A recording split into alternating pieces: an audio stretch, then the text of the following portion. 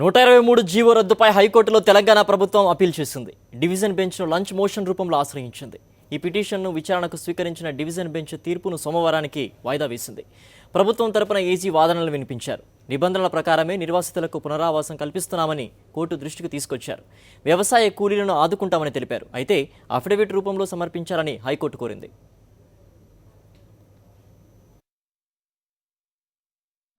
స్పష్టంగా అక్కడ చెప్పడం జరిగింది. ఇక్కడ వీళ్ళు పిటిషనర్లు ఎవరికి కూడా భూమి లేదు. పిటిషనర్ తరఫు న్యాయవాది కూడా పూర్తిగా ఆ విషయాన్ని అంగీకరించడం జరిగింది. వీళ్ళు పిటిషనర్లు ఎవరు కూడా ల్యాండ్లెస్ పూర్ మాత్రమే, అగ్రికల్చర్ లేబర్ మాత్రమే, స్మాల్ ఫార్మర్స్ కూడా కాదు. వీళ్ళు స్మాల్ స్కేల్ బిజినెస్ చేసుకునే వాళ్ళు, అంటే చిరు వ్యాపారులు, తర్వాత రైతు కూలీలు, తర్వాత వలస ఎవరైతే ఉంటారో పొలం కౌలుకు తీసుకుంటారో కౌలుదారులు మాత్రమే.